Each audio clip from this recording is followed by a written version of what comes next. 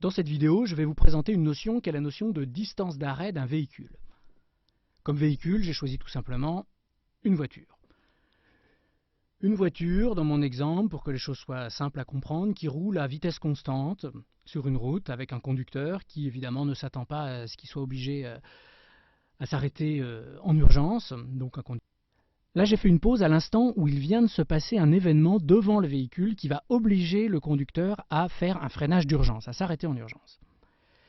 Eh bien, avant qu'il commence à freiner, il s'écoule un certain temps, qu'on appelle le temps de réaction du conducteur, qui, pour un conducteur en bonne forme et bien attentif, dure environ 1 seconde, ce qui est déjà très long, pendant lequel le véhicule va continuer à rouler à la même vitesse, puisque c'est avant le début du freinage.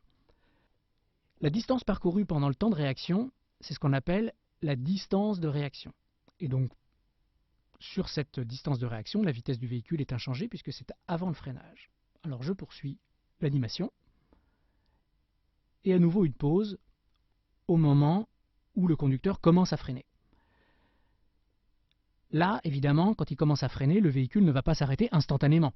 Il va continuer à parcourir une certaine distance, qu'on appelle la distance de freinage, jusqu'à l'arrêt complet du véhicule.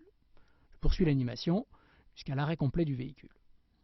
Donc, entre le moment où il s'est passé un événement qui oblige le conducteur à s'arrêter en urgence, ce qui correspond au début de la zone bleue ici, au début de la distance de réaction, et la position d'arrêt au bout, eh bien, le véhicule a parcouru une distance globale que l'on appelle la distance d'arrêt du véhicule. Donc cette distance d'arrêt, elle est composée de 2 distances, la distance de réaction, parcourue pendant le temps de réaction, avant le freinage, et la distance de freinage, distance nécessaire au véhicule pour s'arrêter complètement entre le début et la fin du freinage.